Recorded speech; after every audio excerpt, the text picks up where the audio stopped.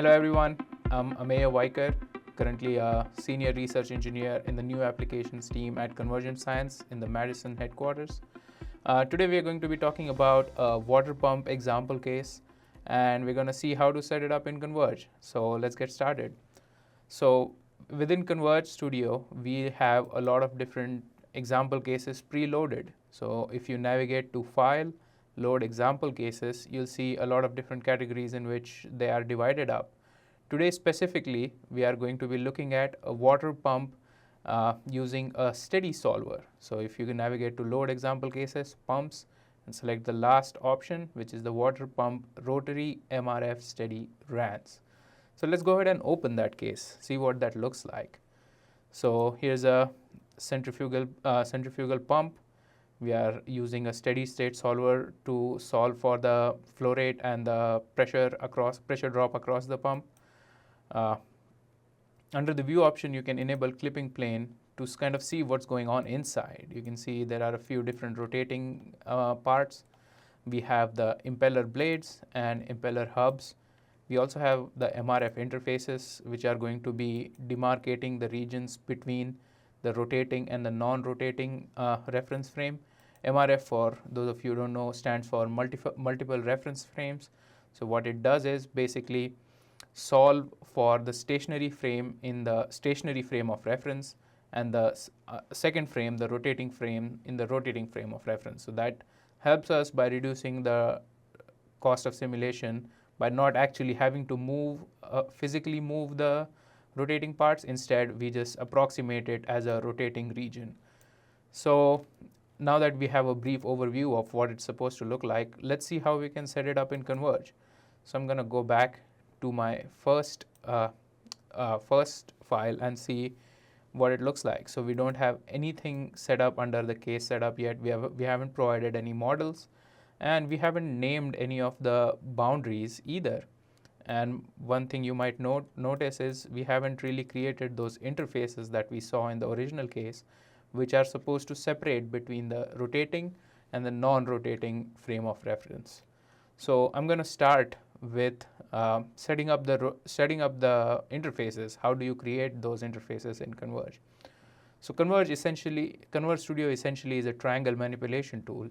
We are using a tessellated surface to create a closed CFD volume, and then based on that we can do some operations in terms of creating triangles however we like. So in this case, we are going to see two different ways of creating some triangles in CONVERGE. First, we have already separated the inlet manifold into two different boundaries. If you see here, there's a separation right here and here between these two boundaries. So we need to patch up this hole in the geometry, basically to get that interface. So how do you do that? We have this option under Repair. You should be seeing a geometry tab in your studio on the left side. If you don't see this, you can actually activate it under View. So if you go to View, Geometry Dock, and turn that on, you should be able to see the geometry dock open on the left side of your screen. Under the geometry dock, you can select Repair and go to Patch. So you can see there's two different options. We are going to select the first option by edges, and we are going to provide CONVERGE with all the edges that are enclosing the new set of triangles that we are creating. So we are basically providing a closed loop which will be used to patch up the triangles. And then we have an option for triangulating about a specified center point, and it can automatically calculate the center point. This is just for aesthetic purposes. It looks better to have an interface which is triangulated around a certain point instead of triangulated weirdly. So it just looks better to have an interface like that, so we're going to stick with that. And then you have to select, as I mentioned, you have to select the edges which are required to patch up that hole, and then we can select that by arc and click on any one of these edges, and you can see the whole ring of the edges is selected. And once you hit apply, and I'm going to enable the clipping plane again, you can see that hole has been patched. So we're going to go ahead and flag this boundary in boundary 3, which is an empty boundary right now. So you can see how all the triangles which we created went into this not assigned boundary, and we're going to put it into the boundary 3. So boundaries can be the boundaries can be flagged under the boundary flag operation. So we can go ahead and select the boundary, select the triangles by boundary. So here there's a bunch of options. We could have also selected it by angle, let's say, because it's a planar surface. And then we can go ahead and select boundary 3 and click apply. It's going to put that boundary, put those triangles in boundary 3. The second set of triangles which we need to create for getting a closed interface is basically lofting triangles between this edge and this edge. So if I show it on the screen, I'm talking about lofting triangles between this edge and this edge. So you can see how that can perfectly give us a perfectly enclosed volume which will be present in our MRF region. So if I switch back quickly to my original case setup, you can see how these triangles are created here, just to make sure that we get an enclosed MRF volume. So we're going to see how to do that. So now, since we are not patching a hole but creating new triangles using 2 edges, we go to the create triangle option. So within this we have an option to create triangles using loft edges. So you can click on loft edges, and here it also asks you if you want to assign it in a particular boundary. So we're going to assign it in boundary 10. As you can see here, boundary 10 is an empty boundary, so we can add the new triangles that are created in that boundary. And again, for aesthetic purposes, since we want the triangles to be aligned along the x-axis, because it just makes things look slightly cleaner, slightly better. So we're going to change the loft direction to 1, 0, 0, which is the x-axis. So we specified lofting direction along the x-axis, and now it's time to give the 2 sets of edges in between which we are going to loft. So let's go ahead and disable this clipping plane. So the first set of edges is these outer edges which are common between the red and the purple boundary. So I'm going to zoom in and select by arc and select one of these edges, and that should select the whole ring. You should have 360 edges in the first selection. And let's go ahead and enable the clipping plane again to select some of the internal triangles. Alternatively, you can just hide this boundary. So this is boundary 11. So if you hide this boundary 11, you can see those edges again. So either way, that messed up the first set of edges again, so we can go ahead and select those. Again, if I go back to edges, for the active set 1, we select these edges by arc. For active set 2, we select these edges by arc as well. You can see the rings of the rings of the edges, and once you hit apply, you should be able to see the new interface that was created. So let's go ahead and take a look at how this geometry looks like and how it compares with what we have in our final case setup. So you can see we have pretty much got there. We got those 2 interfaces required, and then everything else needs to be named appropriately now. So let's start with naming these boundaries one by one. Generally, how I like to do it is, whenever I name a boundary, I just like to hide it just to make sure that it goes away from the screen, and then we can kind of focus on the rest of the boundaries that are remaining.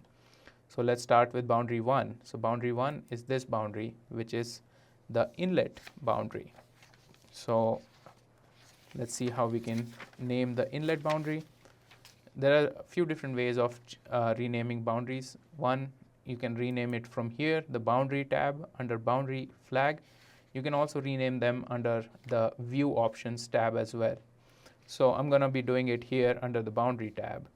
So the first boundary, boundary 1 is inlet, so select that boundary and right click on it, and it will let you edit the name. So we can name it the inlet. Boundary 2 is the suction pipe, so I'm going to hide the boundary, hide boundary 1 now since I'm done with it. Boundary 2 is going to be the suction pipe, so I'm going to name it the suction pipe. Go ahead and hide it. Boundary 3 is flow through, and we're going to discuss this later, why it is called a flow through, why we are naming it a flow through boundary. But for now, just name it as I am on the screen. So flow through suction to impeller. Boundary 4 is the shroud boundary, and then I'll go ahead and hide those two. Boundary 3, boundary 4, this is the shroud of the pump. Boundary 5, which is this boundary, is the impeller blade. So right click on boundary 5, I'm going to call it impeller blade, hide that. Boundary 6 is the impeller hub, which is also a rotating part, so I'm going to call it the impeller hub, hide it. Boundary 8 is the part of the casing. Boundary 8 is the part of the casing, so let's name it. We name it casing bottom. Boundary 9 is the greenish boundary here, that is called reloft impeller to casing, and we'll discuss why this is called reloft as well, what's the significance of that name. So we're going to go ahead and hide boundary 9. Boundary 10, boundary 10 is flow through impeller to volute. So go ahead and name it and hide that.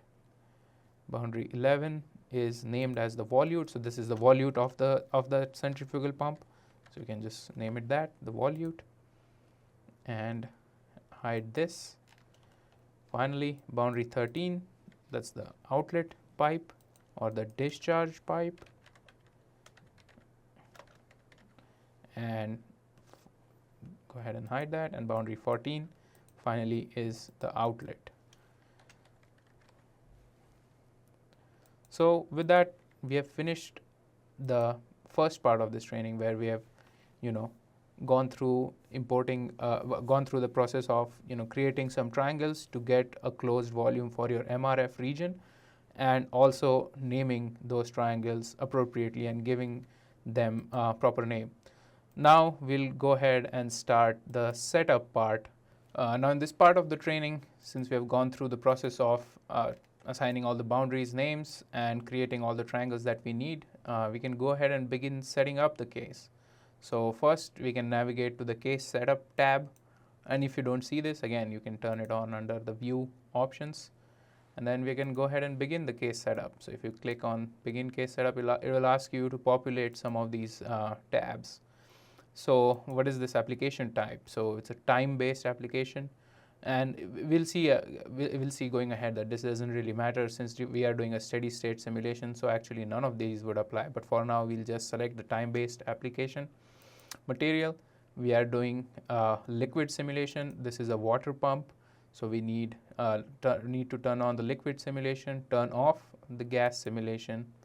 Under simulation parameters, we have, as I mentioned previously, we are using a multiple reference frame approach, and you can find more information about how the mechanics of it work and how the changing of reference frame actually happens in our manual. You can find more information about the equations that are used to do the coordinate transformation and so on. But let's go ahead and select the multiple reference frame option. Under boundary condition, we don't have to set up anything since none of these apply to our particular problem today.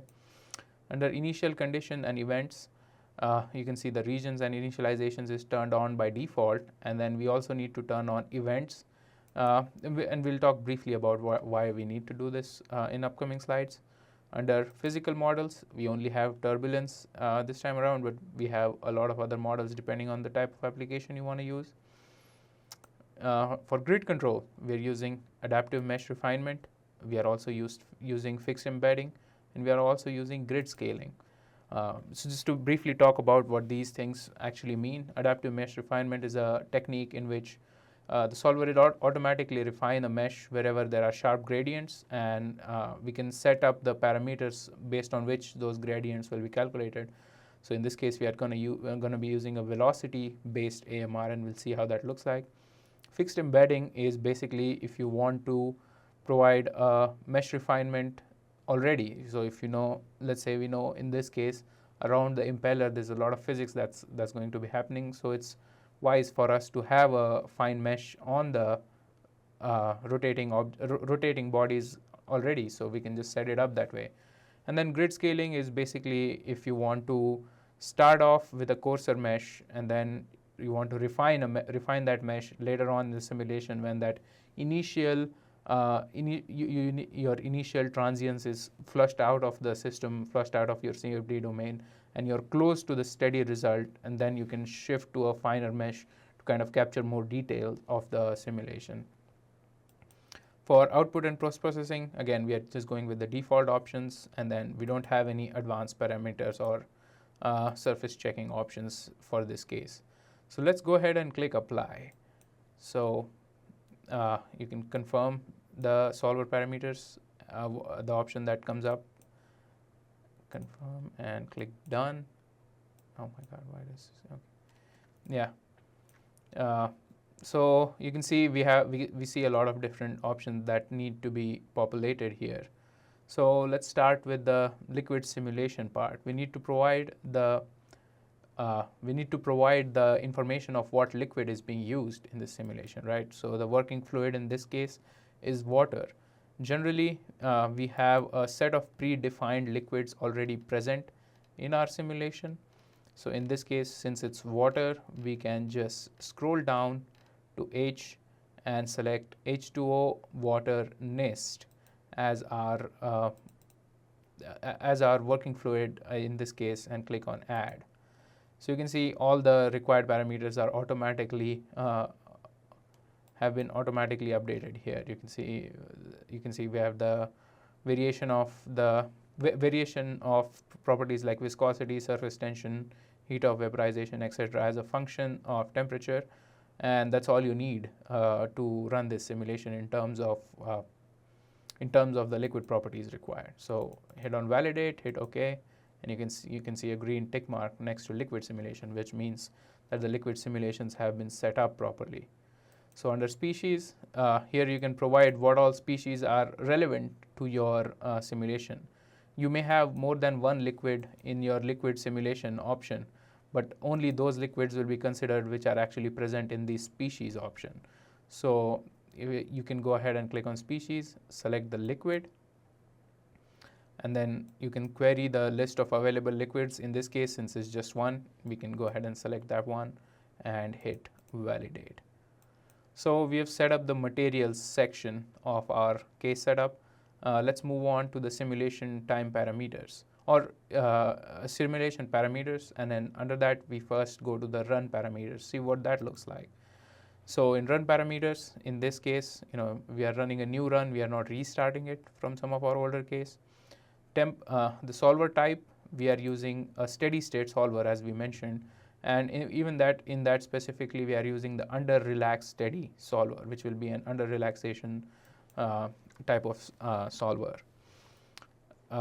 We have our liquid flow solver is fully incompressible. We are not the simulation doesn't really reach, the velocities in the simulation don't really reach a very high speed, so there's no need for us to run this this simulation compressible. The density doesn't vary as much, so you can run it as incompressible.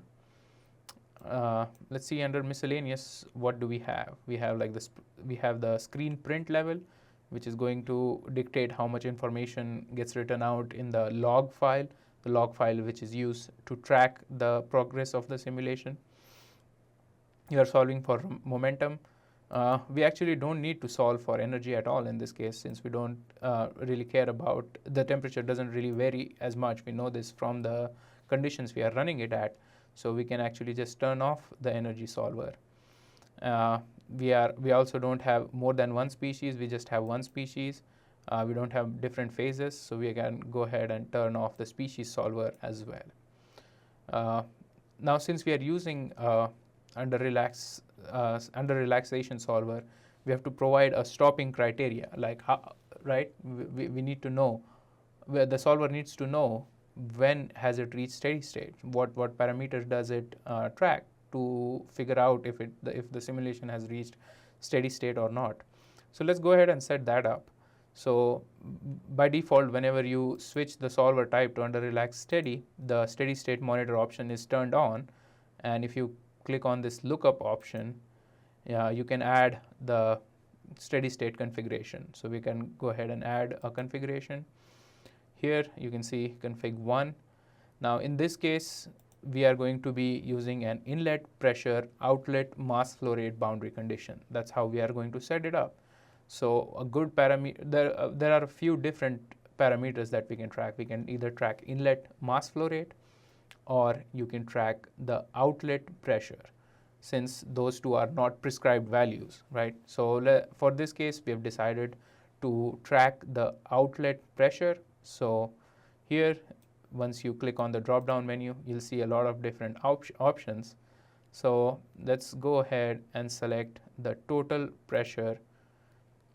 The target type is a boundary, which is, since outlet is a boundary, and for now, since we don't have any outlet boundary, it's not letting us select that, but we can leave it blank for now, and we'll circle back to this once we have set up the boundary conditions as well.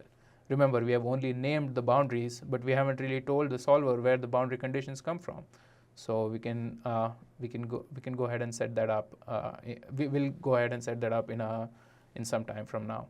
So we're going to hit the cycles to ask CONVERGE to track the steady monitor based on the number of cycles instead of the number of seconds.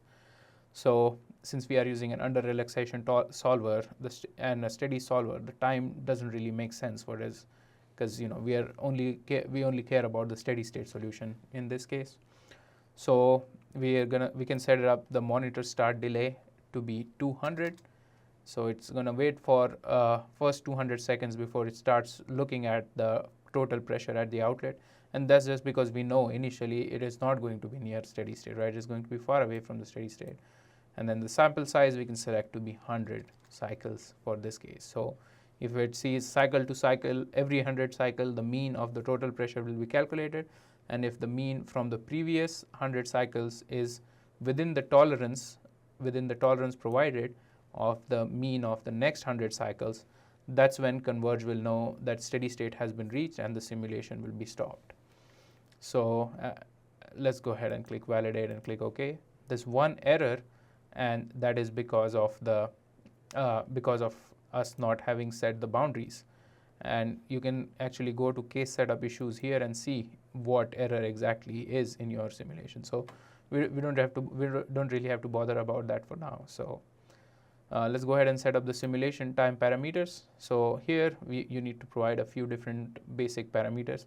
What is the start time? In this case, start cycles. So we're just starting from 0 cycles. And let's say we want to run it at most 20,000 cycles. If it hasn't reached steady state by then, maybe something is wrong with our simulation setup or something like that. We can start with the initial time step of 1e minus 7, minimum time step of 1e minus 8, and then maximum time step of 0.1. Again, the time providing the time step values again doesn't really matter as much for a steady state solver, because it's going to take very large time steps initially and then adjust the time step later on as we start reaching steady state. So only important thing to set up in this part would be the start and the end time. So let's go ahead and click validate. Okay. Solver parameters. You can find more information about all the available solver options in our manual. But we'll go ahead and set the solver setting requires for this case by ourselves. So we're using a piezo-based Navier-Stokes solver scheme along with a pressure-based solver since it's incompressible. We are letting it do at least 2 piezo iterations and at most 20 iterations, and we are using a 1e-3 piezo tolerance.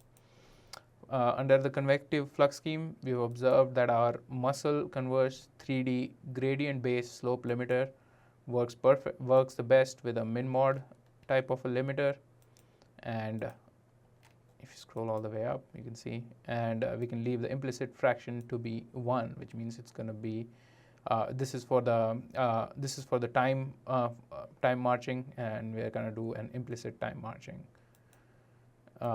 Again, we'll go ahead and select muscle converge 3D gradient based for the species energy / density / passive option as well, and go ahead and select min mod, and we're going to do the same thing for the turbulence solver, and go ahead and select min mod. So we have set up the convective flux scheme. Now let's go ahead and check the under-relaxed steady solver.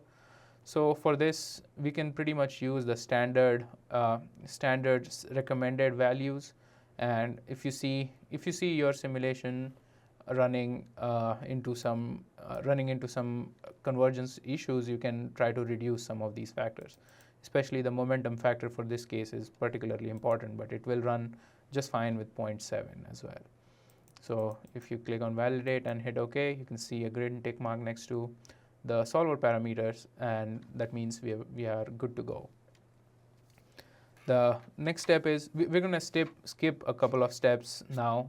We'll skip the multiple reference frame and the boundary condition setup, and we'll go ahead and go to the regions and initializations part. So if I click on that, it's going to ask you what regions do you want to be added, and what's the name of those regions. So let's go ahead and add 4 different regions. We are largely going to separate our simulation into 4 different regions. So I'm going to click add 4 times, and let's go to region 0. We'll name it as suction region, region 1, and you can rename them by just double clicking on them. We'll name the region 2 as impeller region. Region 1 as impeller, region 2 as volute, and region 3 as discharge. And then for suction region, most of the things are already populated. We are going to go with whatever the standard values it has been initialized with. One thing we need to make sure of is adding the species. We need to tell CONVERGE what species is inside this region. We already know what species we are going to be using. It's going to be H2O, and then mass fraction of H2O is 1. So let's go ahead and do the same for all the 4 regions that we have. So navigate to H, H2O,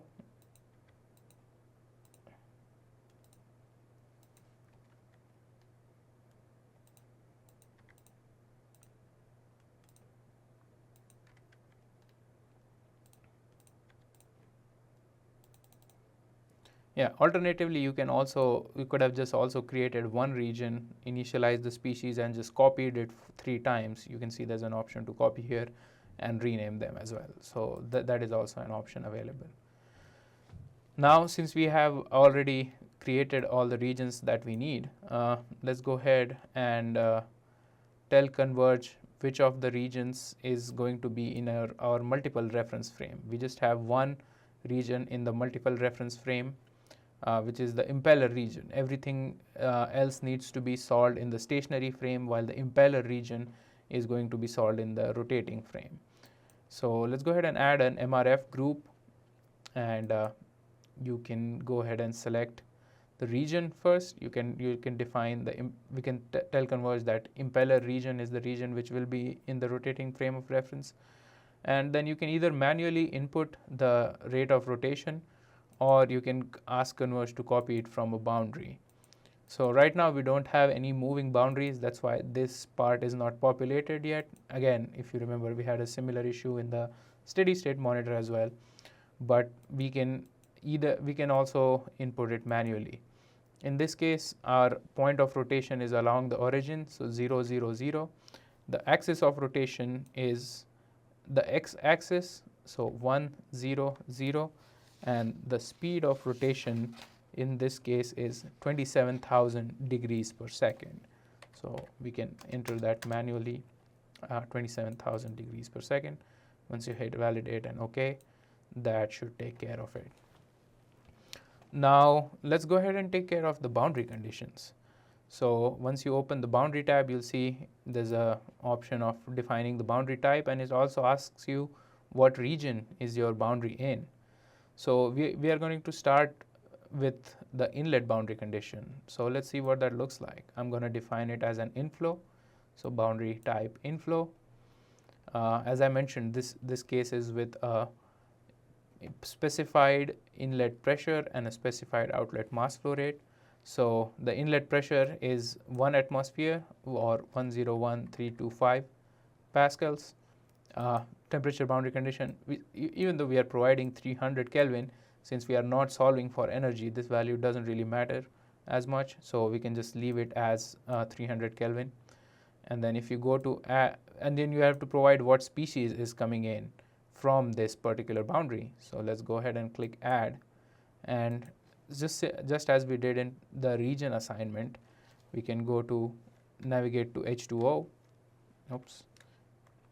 and have a mass fraction of 1 for H2O.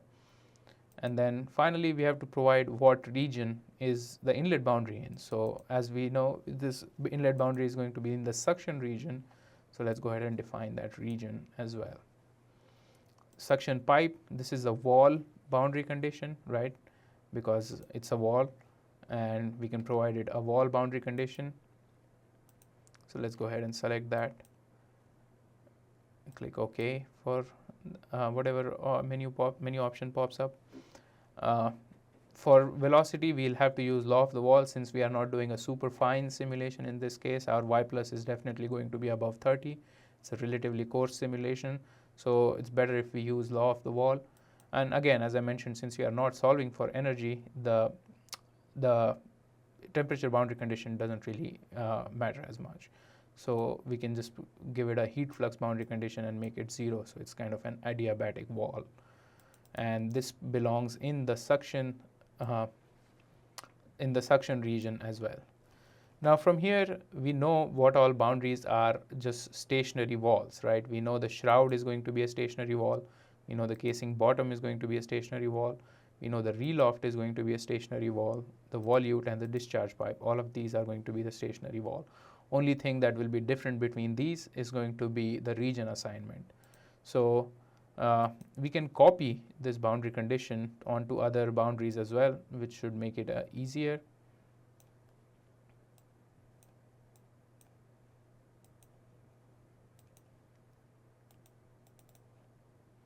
So if I go ahead and copy, and you can either create a new boundary or copy to an existing boundary. So we are going to copy to an existing boundary, but we don't want the region assignment to be suction for all these other boundaries, right? So we can just check the do not overwrite region box, and we should be good to go. So we select the shroud, casing bottom, reloft, impeller to casing, volute, and discharge pipe. You can go to these individual boundaries and set it up manually as well. That's perfectly fine option. This is just one more option in which you can do something like this. Now I'll get to the flow through boundaries last. Let's set up the rotating boundaries now. So this impeller blade again is a wall boundary, just a type of rotating boundary. So let's go ahead and go to wall, provide a wall boundary type for this. The main thing you'll have to change is the type of wall motion. So the wall motion in this case is rotating, and it's a fixed boundary. It's not physically moving, right? We are replacing the movement. We are trying to model the movement as a function of the rotating reference frame. So we keep the surface movement time fixed instead of moving. We provide a rotation rate of 21,000 as we did in the MRF as well. We are rotating it about the origin 0, 0, 0, and the rotating axis is 1, 0, 0, which is the x-axis. And we can again provide a zero heat flux boundary condition or an adiabatic wall. Click on apply, and then we can copy this boundary condition to impeller hub as well. In this case, we don't really care about the region assignment. So yeah, we are done with the impeller boundary. Now let's do the outlet. Outlet again is an outflow boundary condition. You can see there's an option of doing an outflow boundary condition, and we are doing a specified mass flow rate boundary condition in this case with a zero normal gradient backflow. So if there is a backflow, if there's an adverse pressure gradient at the outlet, whatever is going out will come right back in case there is a backflow. So let's change the velocity boundary type to let's change the pressure boundary type first to zero normal gradient. That will allow us to provide a mass flow rate as a mass flow rate boundary condition at the outlet, and you can set it to 2 kilograms per second. That's the mass flow rate we are providing. So now we have pretty much set up all the boundaries except the interface boundaries. And then interface boundaries are interesting in the sense that all they are doing is basically dividing up your domain into two different regions, right? Now here, this boundary is a interface between the suction region, which is below it, and the impeller region, which is above it. So we need to somehow provide that information to Converge that, hey, whenever you're encountering this boundary, make sure you treat anything that is below it as a suction in the suction region, and anything that's above it in the impeller region. So we have, just for this type of an application, we have a boundary type called interface. So if you go to boundary type, select interface, and in this case we are allowing flow through this boundary, right? It's not actually closing flow between the two boundaries. It's just there for demarcating the regions into demarcating the domain into two different regions. So we'll select it as a flow-through boundary. So if you select the flow-through boundary, now the next option is to provide what is the forward and the reverse side of this interface. Now, how does Converge decide what is the forward and the reverse side? It's based on your triangle normals. So every triangle has 3 vertices and a normal which will fix its orientation, right? So in this case, you can see how the triangle normals for our flow through suction to impeller are pointing towards the suction region. And you can easily toggle these normals. You can make them look inwards. So if I click on transform, let's say it's my pet peeve that I want all of these to be pointing in the same direction. So you can go ahead to transform under the geometry tab, go to normals and select the first option. You can also ask it to limit to the face boundary. So that means it will only change the normals on this boundary and nothing else, since we don't want to do that. And let's say I want both the interfaces to be the normals of both the MRF interfaces to be pointing towards the impeller region. So I'm going to do that. So if I click on one of these triangles and hit apply, you can see the normals got flipped. I'm going to go ahead and do the same thing with the other interface that we have and flip it. Also you can activate and deactivate triangles using this option on the left side of your screen. So now we know that the forward side in this case is the impeller, and the reverse side is in this case is the suction region, right? So let's go ahead and hit apply and validate. We know the shroud, which is this which is this boundary. that is in the impeller region, which is in our MRF region. So we can add it to the impeller blade as well in the impeller region. Impeller hub is also in the impeller region, casing bottom also in the impeller region, and the reloft impeller to casing is also in an impeller region. So reloft, it's a special type of boundary condition that is helpful for a moving case. In fact, actually, if you want, the most expensive way to run this simulation is actually having the rotating parts rotating as a function of time. But how do you make a connection between a rotating boundary and a stationary boundary as such here? So in that case, we have a special function called as reloft, and we'll be covering that in some other type of training. But here I just wanted to give you a brief overview and give you a reason as to why it's called reloft. So this is just if you ever want to run this same simulation with a moving formulation instead of MRF, it would be easier for you to set up that way. Then for the flow through impeller to volute region, we already know it's an interface boundary. We have already set up one interface boundary. Let's go ahead and set up the other one. It's a flow through interface. Forward side is, we know it's going to be pointing towards the impeller region. We made sure of that. And then the reverse side is going to be pointing towards the volute region. Then volute boundary is in the volute region. And then finally discharge pipe and outlet are in the discharge region. So let's click on validate, and we seem to have 3 case setup issue. Yeah, you can just fix this by making this law of the wall. It shouldn't really matter, it's not a fatal error, but we just like to make it more consistent. So make it law of the wall, hit on flow through, and you should see a green tick next to the boundary. So let's go back to our steady state monitor and see if we can select. So you can see now it is allowing you to select either the inlet or the outlet boundary. So as I mentioned, we are tracking the outlet pressure in this case. So I'm going to go ahead and select my target boundary to be outlet and hit validate. That should pretty much cover the steady state monitors as well.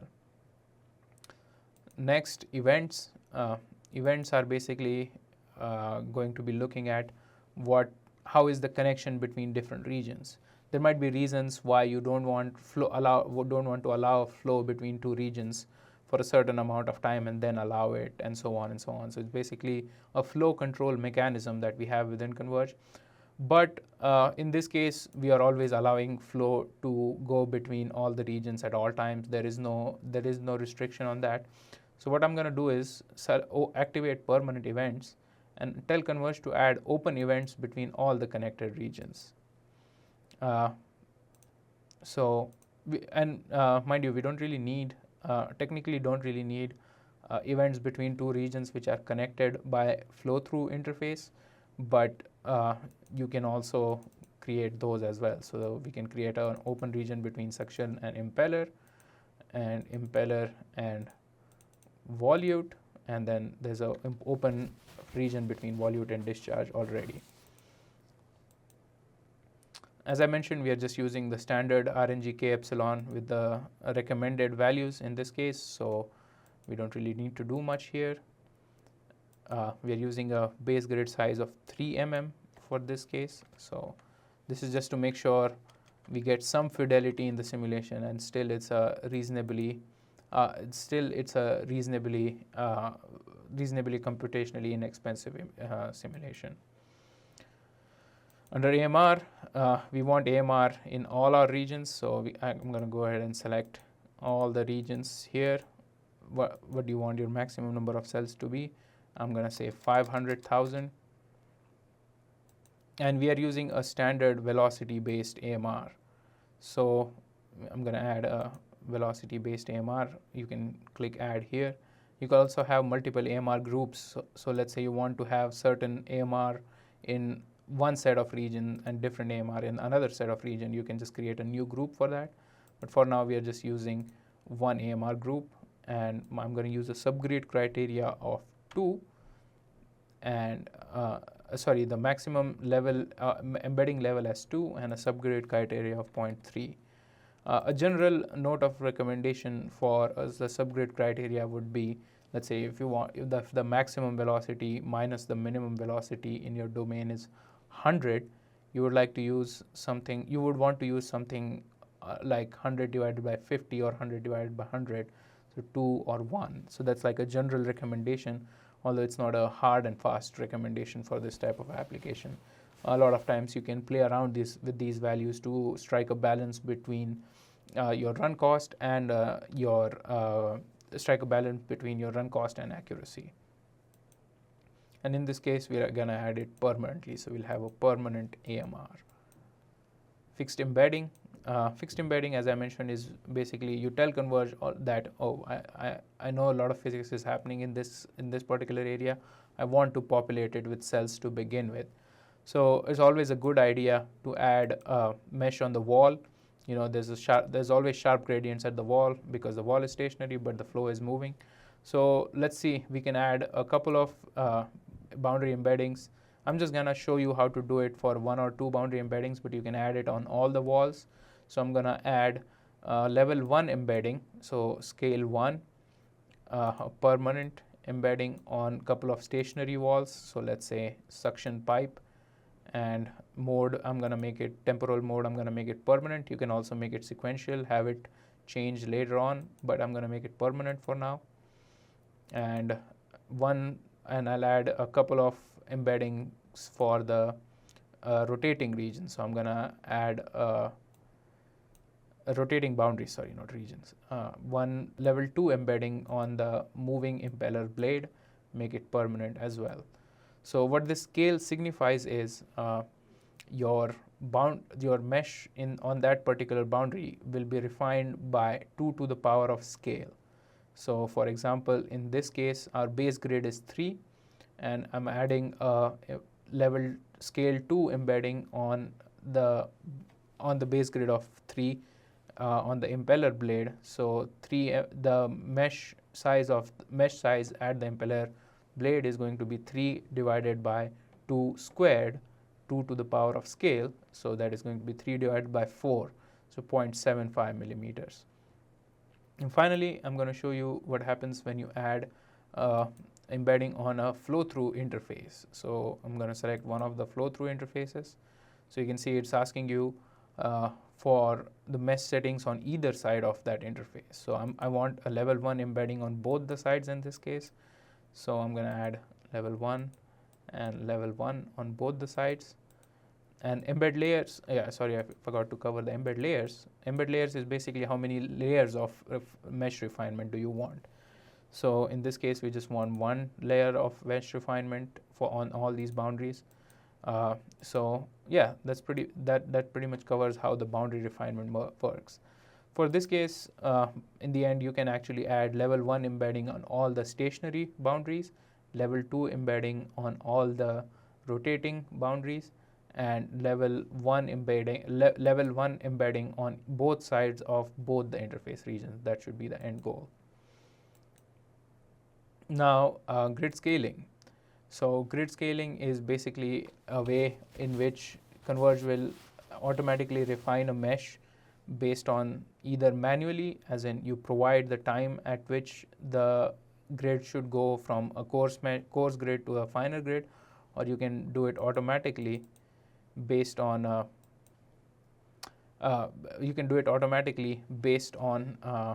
the steady state monitor we have provided. So what Converge is going to do is solve for steady state on a coarse mesh and make sure the steady state is reached based on the tolerance you've provided, and then refine the mesh and solve it again to steady state as well. So that makes sure you reach steady state faster. Imagine if you had solved the entire problem on a finer mesh, it would have taken you much longer. Instead, we are reaching almost steady state on a coarser mesh, and then we are starting from that point and solving on the fine mesh to reach a complete steady state. So we can select set auto. First, let's provide the grid scaling options. So here, once you select on use file and click on this gear, here it will ask you grid scaling time, grid scaling value, or monitor configuration. So let's leave this. Grid scaling time doesn't really matter since we are going to set it to auto, but we are going to start with the grid scaling value of -1. So -1, again, imagine, think of what I was telling you about in embedding scaling, right? The mesh is going to be refined by 2 to the power of n. So in this case also the mesh is going to be refined by 2 to the power of n, but here's the n value is -1, so the mesh is actually going to be coarsened by twice. So in this case, initially we'll solve it on a 6 mm base grid and go to 0, which is going to be 2 to the power of 0, and that means 1. So we'll go back to 3 mm base grid. And in this case, we are using our steady state configuration to provide this value, so that whenever the configuration is met for the first time, it will switch from -1 to 0. Once you hit validate and hit OK and click on set auto, yes, and that should pretty much take care of it. Post variable selection, here we provide what all parameters you want to see in your 3D output. Converge writes out 3D outputs at every certain time interval that you provide, and you can ask Converge to write out certain parameters that you're interested in. In this case, we are sticking to whatever default values are selected, but here is an option of a good parameter to have in your simulation would be the y plus value. So that will give you a confirmation on whether the type of wall boundary conditions or the type of turbulence model you are using is accurate or not. There are a lot of different other different options based on your application, but for now we'll just stick to these two tabs. The typical variables and combustion, and in this case the turbulence variables. And finally, output files. So here you can provide information about what text output files do you want to see. Converge writes out a lot of different types of output files, and you can ask for more or less details depending on the output you seek to achieve. So in this case, we want boundary output, right? We would like to know what's the torque, what's the torque, what's the pressure torque, what's the viscous torque acting on our rotating bodies. So we can turn on boundaries only. This will give you the average value of the pressure torque and average value of viscous torque and the average value of velocities and wall temperatures in case you had turned on the wall energy solver. But in this case, we are just going to stick to boundaries only. Species output, we just keep it as default. We don't need any special outputs or don't need to change any of these parameters. Wall time writing interval, so by default it says 1000 cycles. You can write it every 1000 cycles. Maybe 500 would be a better value for this case, and same with restart files. And click validate and click OK. So that pretty much walks us through the whole process of setting up the case. And once you're done setting up the case, it's good to do a final validation.